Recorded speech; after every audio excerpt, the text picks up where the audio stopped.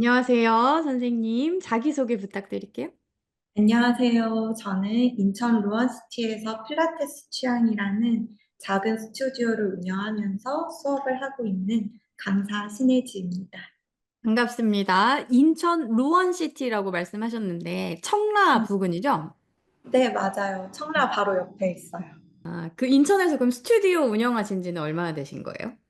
스튜디오 운영한 지는 4년 차입니다. 이 근처에서 사실 그룹 레슨 스튜디오에서 근무를 한 적도 있었는데, 그때는 그룹 레슨 같은 경우는 일반적으로 오시는 분들이 더 많으셨고, 그런데 그런 분들이 저는 이제 1대1 스튜디오도 오실 줄 알았지만 정말 많이 없으시더라고요.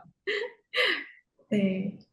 그러니까 우리가 그냥 강사가 아니라 어떤 스튜디오를 운영한다라고 했을 때는 그 공략하는 타겟층이 확실히 분명해야 된다라고 하는 게 여기서 좀 드러나는 것 같아요. 거기서 내가 많이 만났었던 회원님들이 아마 여기도 오겠지라고 하지만 전혀 좀 색깔이 다른 이 필라테스에 대한 목적성을 달리 가지고 계시는 분들이 이제 주로 오신다는 말씀이신 거잖아요. 네, 맞아요. 제가 이 스튜디오를 오픈할 때 내세웠던 조금 만들었던 전략 중에 하나도 주변이 아파트이고 신혼부부가 많다라는 또 초등학교가 있고 하기 때문에 그런 연령대가 많을 거라는 걸 생각을 하고 산전산후를 더 주력으로 해야겠다라는 거를 전략으로 내세우고 오픈을 했기 때문에 3, 40대 여성분들이 많이 오시고 거의 절반 정도가 산전산후 회원님들이시고 이렇게 찾아주시는 것 같아요. 조금 멀리서 음. 찾아와 주시기도 하시고요. 아, 그러면 거기가 신도시죠? 신도시다 보니까 네. 신혼부부가 많이 이제 이사를 와서 거주를 하게 네. 되는? 그래서 이제 뭐 임신 출산을 하고, 뭐 길게는 초등학교까지 이제 키우면서 거기서 이제 거주를 하는 주거 환경이군요. 맞습니다. 음. 그러면 그 입지 조사를 할 때, 아, 여기 이 정도 아파트 단지가 있고, 여기에 뭐 초등학교가 있으니까, 산전산후라고 하는 키워드를 내가 타겟을 하면 좀 먹히겠다, 네, 이런 계산을 하고 그 자리를 계약을 하신 거예요? 맞아요. 음, 좀 그런 어떤 입지를 조사하거나 이런 거는, 누구한테 배우셨어요? 유튜브 선생님들한테 그럼 지금은 이제 그 인천 루원시티에서 주로 산전산후 회원님들을 대상으로 레슨을 진행해주고 계시는 이제 원장님으로서 활동을 하고 계시는 건데, 시간을 좀 많이 거슬러 올라가서 딱 처음에 필라테스 강사를 내가 해봐야겠다. 이걸 내가 직업으로 삼아야 봐야겠다라고 생각하시게 된, 결심하시게 된 계기가 있으실까요? 네, 있어요. 아르바이트를 하고 이렇게 다른 일을 하면서 근무 환경이 저에게 주는 영향이 크다는 것을 깨달았고, 사람이 하루에 3분의 1 이상은 일을 하고, 또 인생의 3분의 1 이상은 일을 해야 하기 때문에 하니까 직업 선택은 중요한 거라고 생각을 했고, 그래서 저는 직업을 탐구하고 저를 탐구하는 데 20대의 많은 시간을 보냈는데요. 직업을 선택하는 기준은 이거였어요. 일단 창의성을 쓸 수 있는 일, 주체적으로 일을 할 수 있어야 하고, 재미가 있어야 하고, 보람이 있어야 하고, 그런데 이 세 가지가 우선순위가 있는 게 아니라 모두 충족시키는 일을 하고 싶다라고 생각을 했었고, 필라테스 강사인 것 같다라는 생각이 들어서 한번 발을 담가보았고, 해보니 제가 생각한 거랑 맞아서 스튜디오 오픈까지 하게 되었어요. 필라테스 강사를 하기 전에는 요가 강사였어요. 일단 요가 강사로서 일을 하기 위해서 보여지는 부분들을 위해서 저를 관리해야 한다는 것도 좋았고, 오히려 제가 점점 건강해진다는 생각이 들었고, 그런데 요가의 비전이 조금 흐릿해지는 게 보이면서 일을 구할 때 이제 직업 구인 사이트를 보면 요가의 비중이 점점점 줄어들고 제가 일할 수 있는 스튜디오가 점점 환경이 줄어드는 것 같다라는 게 직접적으로 체감이 되었던 것 같아요. 코로나 시기에는 요가 강사도 하고 필라테스 강사를 병행하고 있었는데 요가 스튜디오는 이제 거의 다 그룹 수업이다 보니까 거의 모든 수업이 폐지가 됐고, 그래도 필라테스 강의는 1대1 스튜디오 같은 경우, 1대1 레슨 같은 경우에는 진행이 되었기 때문에 그때는 코로나가 언제 끝날지 모르는 그 불안감에 휩싸여 있어서 필라테스를 좀 더 전문적으로 해야겠다라는 생각을 더 크게 갖게 되었던 것 같아요.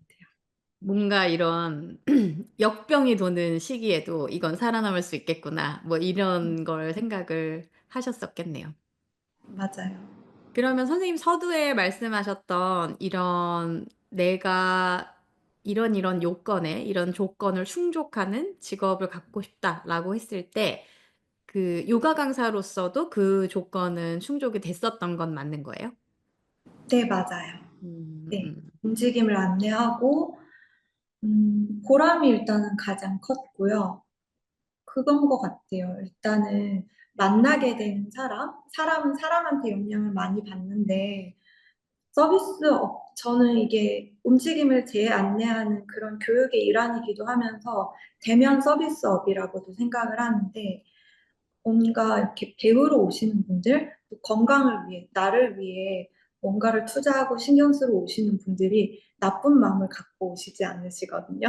그래서 일단 오실 때 조금 밝은 기운이 아니더라도 희망을 갖고 오시고, 하고 나면은 저한테 감사함을 또 많이 표현해 주시니까, 그렇게 이렇게 유대감이 쌓여가는 느낌도 좋고, 늘 기분이 좋았던 것 같아요.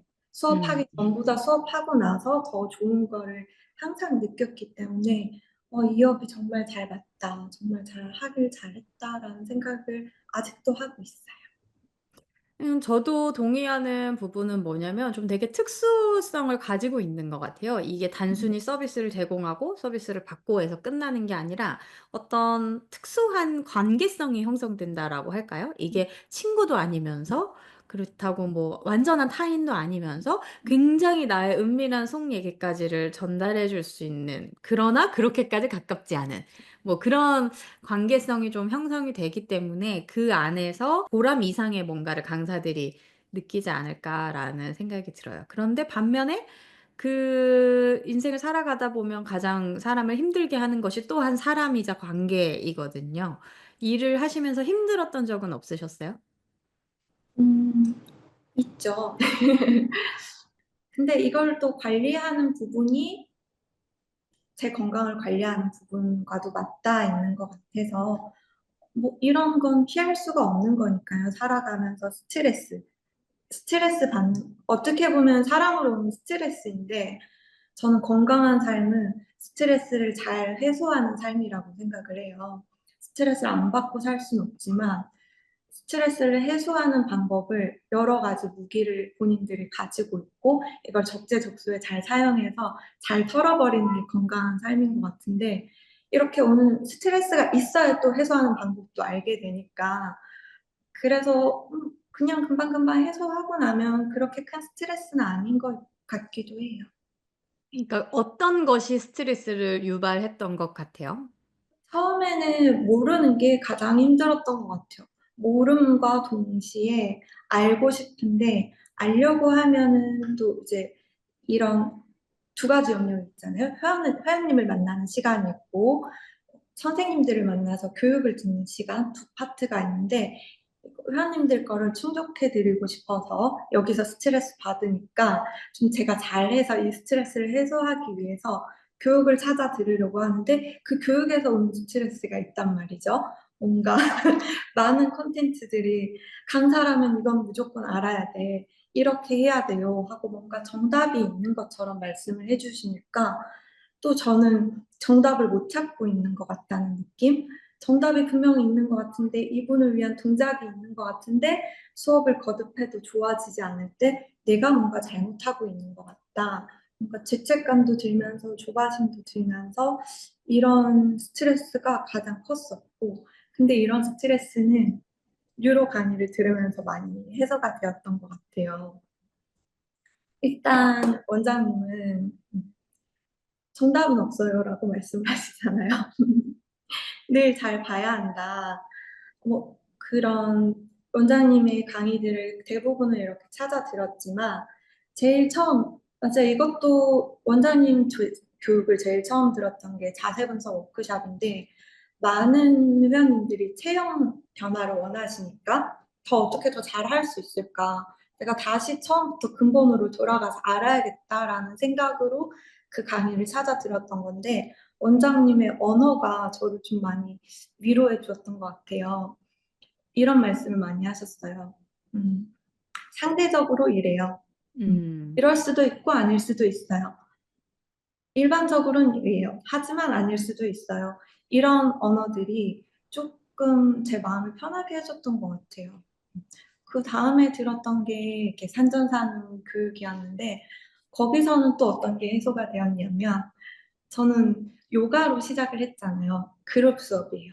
음. 그다음에 필라테스 수업도 그룹 수업을 많이 했었고 그래서 그룹 수업이고 이제 많은 사람들 앞에서 하다 보니까 말을 좀 크게 해야 될 것 같고 좀 좋은 큰 이렇게 뭔가 큰 걸 들어야 큰 에너지도 들어야 되고 제가 막 업돼 있어야 될 것 같고 그랬는데 그게 사실 크게 저의 성향과는 잘 맞지 않았어요. 물론 그 시간에 잘 할 수 있지만 하고 나면 제가 너무 많이 소진되고 목도 아프고 힘이 들고 '내가 이 일을 오래 할 수 있을까?'라는 생각도 종종 했었는데 그때 산전산후 교육을 이제 삼성동에서 오프라인으로 들으면서 이렇게 조곤조곤 말을 하셔도 작게 말을 하셔도 내가 집중을 할 수 있구나. 그리고 이렇게 좀 편안하게 말을 해 주시니까 몸이 더 잘 움직여지네. 이런 것도 느껴서 약간 그 교육 수업 스타일도 좀 변하게 되었고요. 이것도 한 가지의 변화이고 그다음 들었던 교육이 이피레 교육이었는데요. 그거를 들으면서 이제 원장님이 근골격계적으로 이렇게 잘 설명해 주시면서 어느 부분에서는 종종 "아 이거 이 부분은 신경계에서 종종 다루는 내용인데 기회가 되면 한번 들어보세요."라는 말씀을 몇 번 하셨고 제가 좋아하는 선생님이고 더 많이 알고 싶다는 궁금증도 생겨서 신경계까지 듣게 됐어요. 그리고 인제 신경계를 들으면서 제 수업이 되게 많이 변했던 것 같아요. 일단 마음적으로 가장 크게 변했던 거는 사람의 몸은 유기적이고 유기체로만 이루어져 있기 때문에 뼈랑 근육만으로 이루어져 있는 게 아니니까 '뼈랑 근육만으로 모든 걸 해결할 수는 없다.